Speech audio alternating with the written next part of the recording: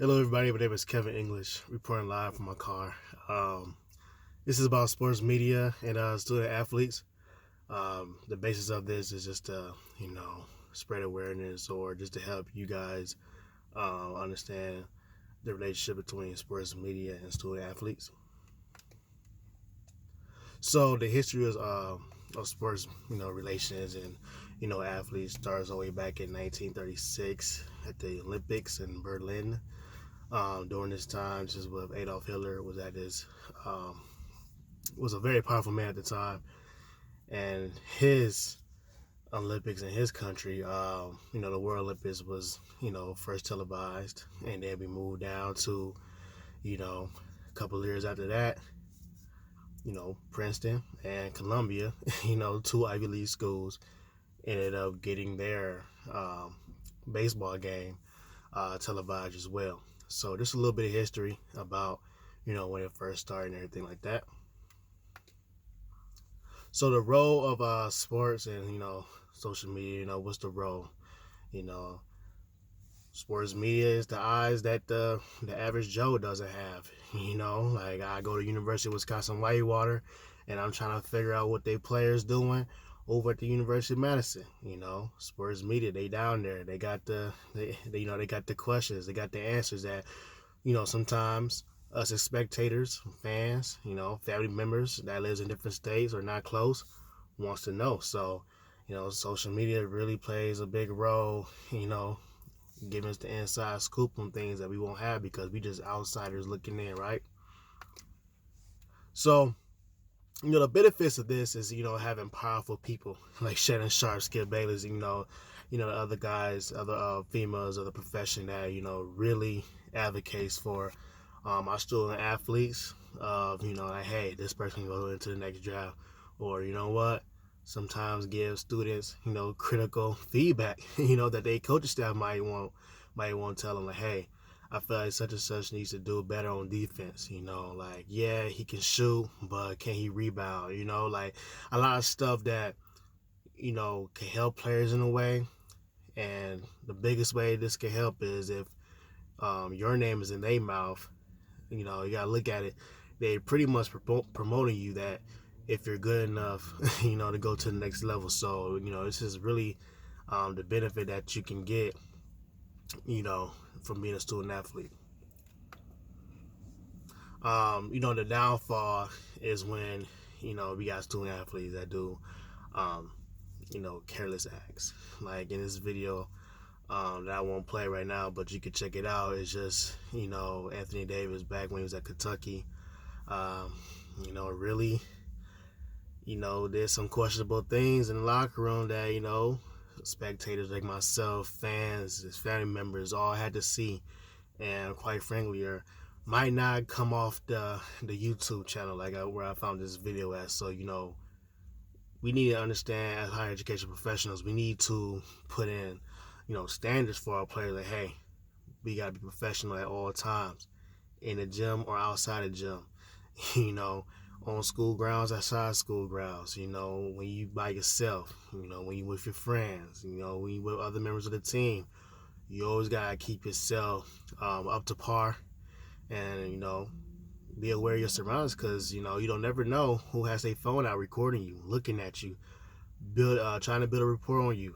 It's just a scary thing for our student athletes and as professionals that are, kind of taking care of them and trying to teach them the way. We need to be proactive on what we're doing at all times to make sure videos like this not only gets created, but try to stop it before somebody even think about posting it. Like we gotta try to do our efforts, and it's a prime example. This video might not ever get off the air on in the web of the internet. So,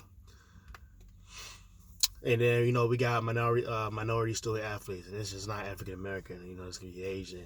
This can be Latino X. Latinas. Just a whole range, and we need to be mindful that sports media will step out of line sometimes and say some things that are not appropriate, and we need to be on top of that and being able to know how to handle, know how to help our students out, cope with things being said to them, and making sure that they don't leave our area feeling any type of way about what a major sport network has said about them. So we need to make sure that we understand the effects, because that type of pressure at this level in college can, deter them from even wanting to be a professional and deal with that type of criticism. A lot of student athletes can take it and some can't.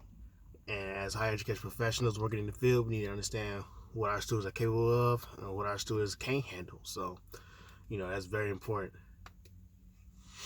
So, social media and student athlete representation. I put this picture of LeBron James just to make a point that, yes, you're a student athlete and yes, you're a professional athlete, but some people at the social media standpoint that are reporters might think that that's all you is.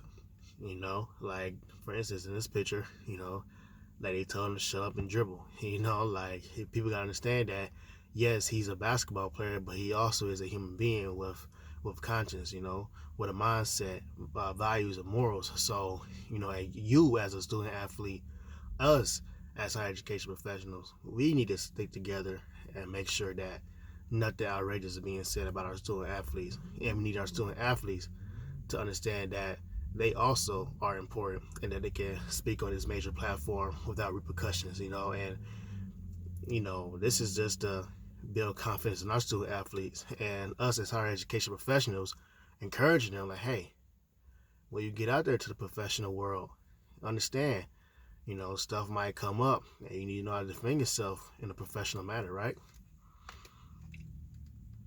So, one thing that I don't really like, and I feel like us as higher education professionals really need to tackle on is, the sexualization of our student athletes. And these come from big social medias, social platforms like ESPN.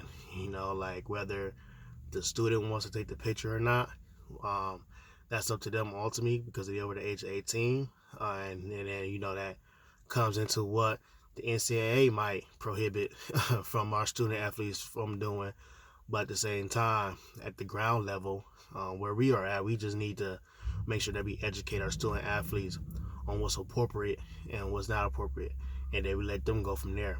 But with that being said, we need to not have light conversations about this. We need to have a nice deep conversation, because once a picture is taken, once it's in the company's hands, once it's in the internet, and they having second thoughts about it, is kind of too late, right? So we just want to make sure that we're doing everything possible to warn them ahead of time, like, hey, listen, whatever you do, anything, please try to come to us and see how we feel about it, and sometimes we can say, hey, if you think this is right, then go ahead. And then we say, hey, this is not looking good for you as a professional and as a student and as a person, or maybe you should not go through with this. So that's just our conversation that we should be having. And, protect the student athletes' public image. It's very important that we, as higher education professionals, be proactive in what we are doing. Being proactive in the sense of, us starting initiatives on, doing community cleanup or something like that, so that helps the public out, so that keeps us in the green light in the public eye.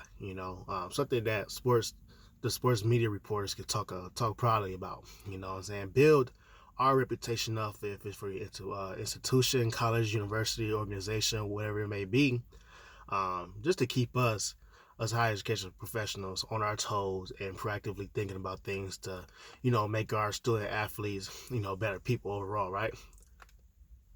So these are my references. The Google images, stuff like that, it all came from there. The video of Anthony Davis from the YouTube.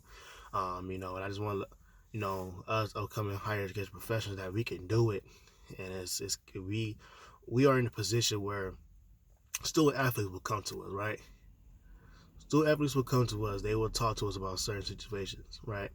And it's up to higher education professionals to always have the best judgment, at least. I mean, everything we might say or do might not be the best, but you having that great intention to stir our student athletes in the right direction, is going to be the best thing for them and for you. Just having that mindset that you're trying to do the best thing, you're trying to make the best decisions.